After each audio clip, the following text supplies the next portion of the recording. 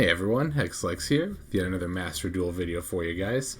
So in today's video we're going to be doing an updated deck profile. So it's not going to be quite as in-depth as a normal deck profile would be, because we're going to be doing it for a Tri-Brigade Zoodiac deck, which we've played a lot with, more than any other deck on this channel.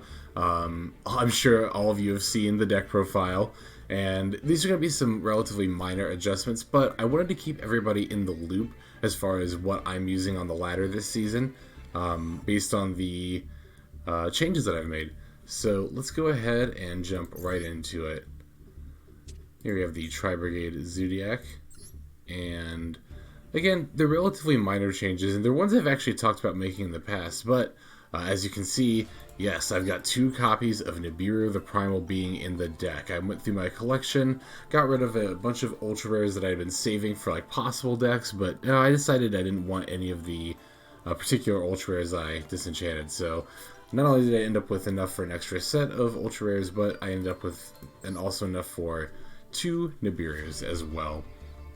Now, as I discussed previously, I cut 1 copy of Ramram and 1 copy of Whiptail out of this deck in order to make room for the Nibirus, which I think is fine.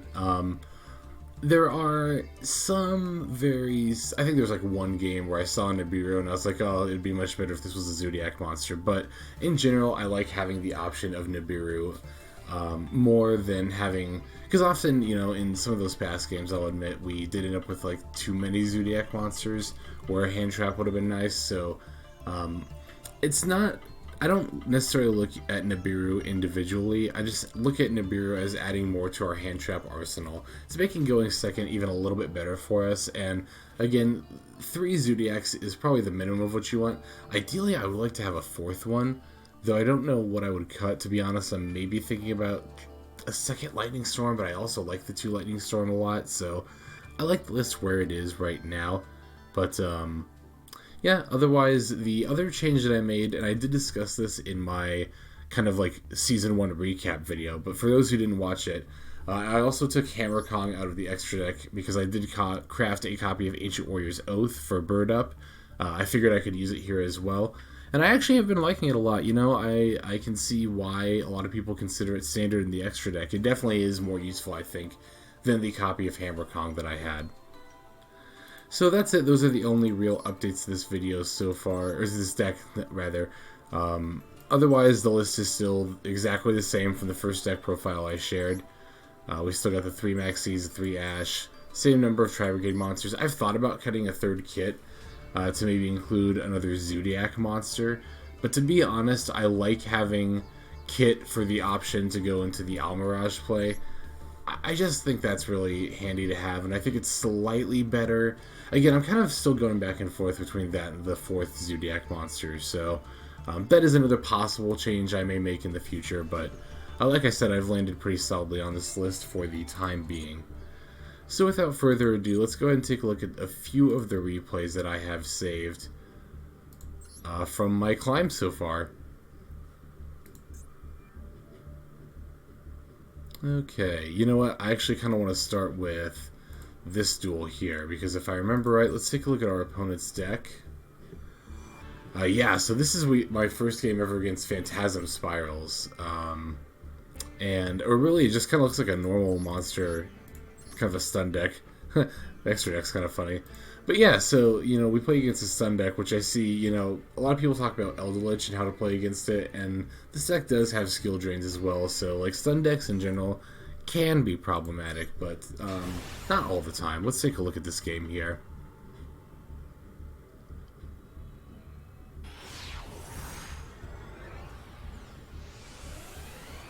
Alright, so I believe our opponent's going to begin here. You can see we did not open any hand traps, but we did get a Harpie's Feather Duster, which is fairly good. Yeah, they're going to play Pacifist, which is like the Phantasmal, I guess, version of Yumi, instead of back row. So at this point I'm thinking like, okay, this is probably some kind of like, because it's focused on normal monsters, I figure there's probably going to be effect negation, so this is a pretty easy Harpies here. You can see they did indeed have a skill drain. We're going to set up our standard Fraktall play. Send the Kitt, send the Nervall, add the Kerass. We're going to activate Kerass's effect, discarding one of the Nervalls to special summon. Gonna start by activating Kerass' effect. At this point I was feeling out for hand traps. I still had plenty of Tri-Brigade monsters backed up in my hand, and I hadn't used my normal summon yet, so I'm seeing if, like, okay, do they have an Imperm, do they have a Veiler, do they have like an Ash or something, but nope, they didn't really have anything to stop my plays here. Now you see we do get to draw our new Nibiru, but alas, we don't really have a use for it in this matchup. We do, however, get to play our new Ancient Warriors card, which is pretty sweet. And from here, since our opponent went first and we get the attack, we're going to go into an Access Code Talker, boost him up, and go ahead and blow up our opponent's monster, and then we can just swing for game. Pretty easy here.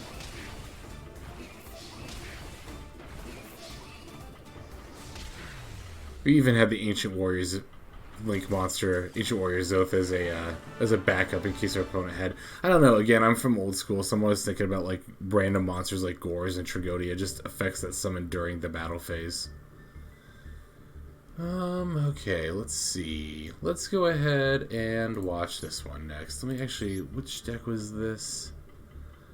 Oh, yeah, this was against the Mirror match. Yeah, if I recall, this was a pretty good game, and you'll see why here in a moment.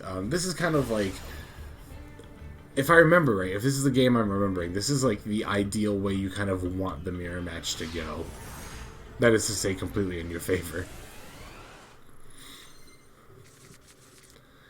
Okay, so we opened with double Maxx and Ash.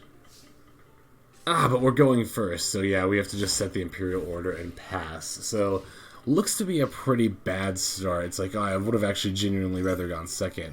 Our opponent's going to play Tenki, and I'm immediately going to flip Imperial Order. It's true that I'm cutting off myself from unbreaking my hand with the Tenki, potentially, but I think it's more important to stop our opponent here. Since our opponent is already committing to a Kerass special summon and I have 2 Cs, I'm just going to go ahead and respond to Kerass right away. I do also plan on ashing the Kitt, because I don't want my opponent to get their graveyard set up. If they just have Kerass and 1 Tri-type in the grave, I know they can't really do anything from there. We managed to draw a Fraktall off of our Maxx, which is very good for us. Our opponent's going to have to normal summon Kitt and go into Bearbrumm. They're going to get the attack in since, remember, we did go first, but if I remember right, they actually don't really get to do anything else. I mean, they're going to set a back row, but that's fine, you know? So we'll just go ahead and pass at this point. Now, I'm looking at my opponent does have 3 Tri-type cards in the graveyard, so they don't have quite enough to revolt for Shurig just yet. However, if I send the Bearbrumm to the graveyard, then they will have enough to Shurig, so I don't want to send it to the graveyard. I either want to banish it or return it to the extra deck. And we're going to do just that. We're going to return it to the extra deck. See, our opponent flipped Torrential here, but I'm going to shuffle back the Bearbrumm so they don't get to search for the Revolt, which would have been set up under the Torrential. From here, I still have my normal summon, so we get to go into Fraktall, and we're just going to go ahead and make Eagle, because I want to just start putting back my opponent's stuff so that they can't, like, make, even if they top a Tri-type card, it's not going to be of any use. I'm going to specifically put back Kitt because it's the worst top deck, and it actually randomly kind of pays off because we see our opponent summons Kitt. In response, I'm going to put another Kitt back in their deck. They only have 1 Tri-type, and they concede because they can't do anything from here. So again, that is like the perfect way you want the mirror match to go. Okay, last game here. Let's take a look at, sure, let's look at this one here. Oh, it's funny, I noticed every one of these videos I forget to look at my opponent's deck in the last replay and I intend to show, so, oh, you know what? Wow, we're only at 9 minutes? Okay, yeah, this is not going to be the last replay I show. Yeah, because usually for deck profiles, you know, I'm like, okay, we'll look at the deck, we'll talk about it, and then we'll do 3 duels. I tend to use that as my rule of thumb, but this is just kind of a deck profile update, so we didn't have to go as in-deep into the deck. So, yeah, I just looked over at my timer when I said last duel we're going to watch, and I saw 9 minutes, and I'm like, well, no, let's go a little bit longer. Yeah, I like you guys to get your not money's worth, that's not the right word. I just like to put out solid videos, you know. We're going to get to go into a 4 material Appalachia here, which is pretty sweet. We don't get to do that often. I mean, we do it every now and then. We do it often enough. It's funny because whenever I form Material Appalachia, I get this feeling I'm like, there must have been a better play there, right? I mean, I could have set up a Drident here with that Ramram, but yeah, I didn't want to, like, I didn't want my opponent to have a hand trap randomly in the middle of the combo, and if you use Bearbrumm's effect, you can't Exceed Summon that turn, so I just was like, you know what, we'll just go for the Appalachian, or whoa, our opponent's going to set 5 and pass, so yikes, it looks like we actually ended up against, I believe this is an Eldlich player, to be exact. We're going to go ahead and flip the Revolt and get rid of at least one of these back rows during the end phase. I mean, we're mainly doing it just to make sure they can't respond with anything, but getting rid of a back row is also definitely what we need to do here. So we're going to use Shurig's effect, and we're going to pick off the first one they set, which is usually the one I go for. In this case, it was the one on the far right, which, if I remember correctly, is Torrential Tribute. Yep. So I'm really glad I got rid of that, especially because we top deck Fraktall off of the, or not top deck, we get Fraktall off of the search there. Alright, you go to my turn, and because I'm the luckiest son of a bitch in the world, I rip Harpie's Feather Duster. Our opponent's going to chain the Eldlich, which we're going to chain Maxx, because this is one of the few chances we actually get to Maxx, and it's actually during our turn, so it's even better. Our opponent's going to chain Conquistador, which is fine, and I don't know why they flipped Skill Drain. I guess they're upset that they're losing it, so they want to show me they had it. Oh, no, that's right, they do it to reduce my Appalachia's attack, that's right. So it is actually a good play. They're paying 1,000 life points to drop my Appalachia and make it useless. And also make it so I can't really attack with it. Once again, here's the Nibiru, just kind of, you know. It's funny, I actually haven't been able to, it's not that I haven't been able to use Nibiru, but I haven't been in a situation where I've, like, gotten a good Nibiru off of my opponent. Otherwise, I'd have jumped straight to that replay, but, well, I'll be sure to show that off in the future. Yeah, I mean, I guess the rate we're going, we'll probably have time for all of these, so why not? I was going to save some of these for another video, but again, we're still only at like 12 minutes, so why not? Let's just go into the next replay, and probably the 2 after.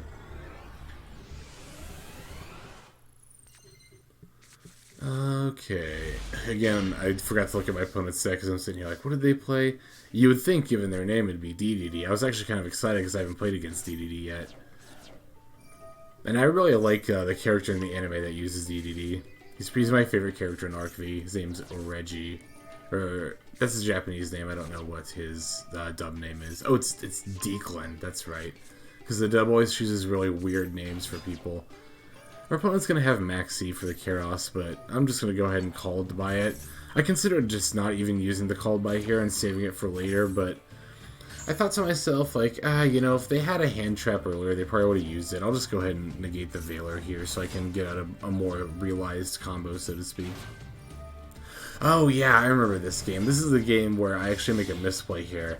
I actually do get to go for a 4-material Appalachia here as well, but I slipped up and I forgot to summon the Whiptail before sending the Bearbrumm away, so you're going to see me summon the Whiptail here, and I'm not going to be able to do anything with it, which again is an unfortunate misplay, but yeah, you know, like I said, the Harpie's Feather Duster was also like a little bit of a, I don't know, I was a bit overconfident in putting that back, but again, I thought I was going to get to Drident, but you know, like I've mentioned in previous videos, I don't mind showing replays where I misplay, because I feel like it makes it, I've seen comments where they, I feel like anyway, I've seen this comment where somebody said they appreciated it, because it made it feel like, you know, it kind of humanizes the replays, I feel a bit, right? Like, we don't have to be perfect every single game. We're not going to be, because, I mean, we're human beings. We can't be. So, even if we misplay here and there, it's not the end of the world. Yeah, we're going to have to chain the Revolt there, even though we don't have anything to banish, because I do need to not get the Revolt just sent to the graveyard. I need to get the Shurig out. And I misplayed again here. I was trying to chain block the Nervall so my opponent couldn't Ash it, but I didn't realize that one Fraktall was the only thing left in my opponent's deck. So our opponent's playing Sky Strikers. They did have the Afterburner to get rid of the Appalachia, but given that they're Sky Strikers, I'm not super concerned about not having Appalachia anyway.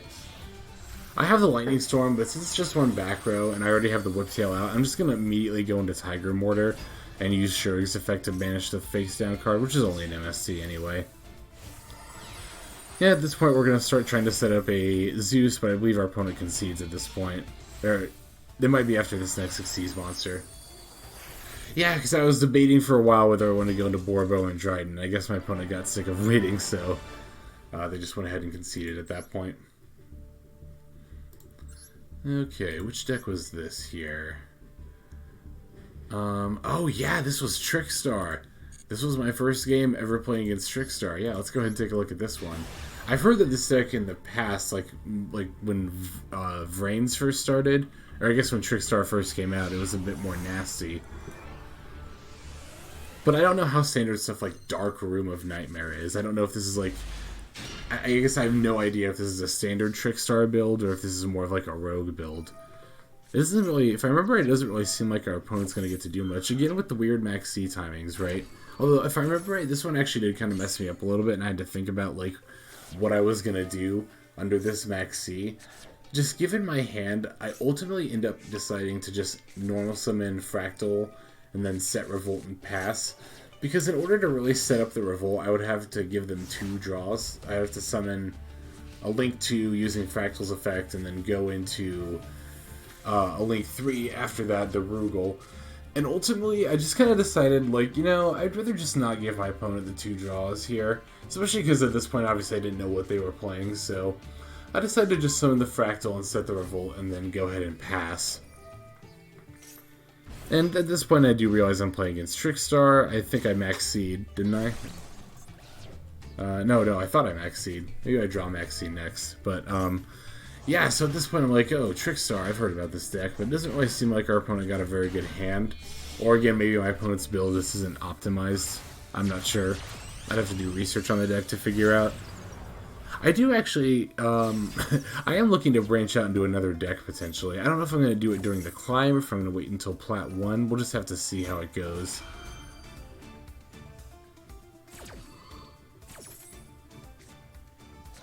And yep, we're just doing the standard Tri-Brigade stuff.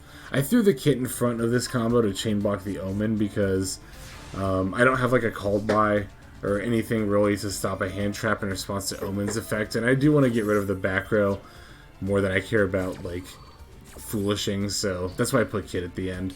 It's arguably, there's some games in the past where I should have put Kitt at the end, but, I mean, usually it doesn't matter, but it's still nice to always think about it, for the times that it does matter. But yeah, in this case, I'm just going to go ahead and start going for game here. I'm going to use the Tenki to get a Thoroughblade, just to set up a Zoodiac play in case I need to, but I'm pretty sure my opponent concedes as soon as I start exceeding here. Yep, there they go.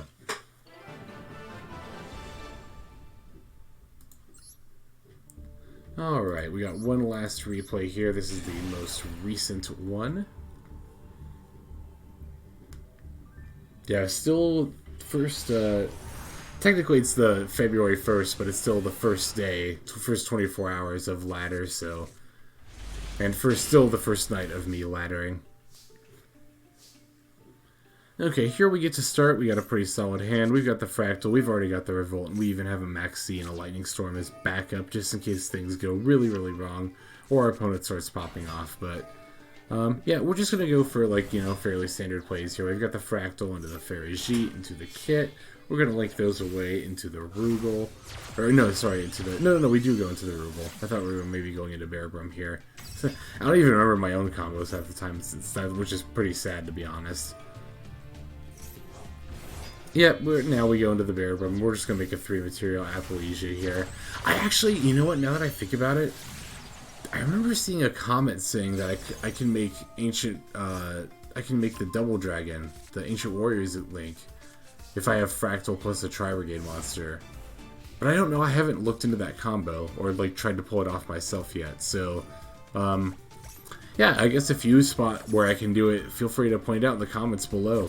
See, that's another thing, like, although I like to, you know, I call them guides, you know, sometimes, or like, you know, you think of deck profile, you think of, oh, this might be the one definitive build, but honestly, my main goal more than anything else is just to share my experience, and in doing that, I like to hear from you guys, like, when there are plays that I miss, because then I see that, and then that helps me improve the play, which will in turn improve the videos as well.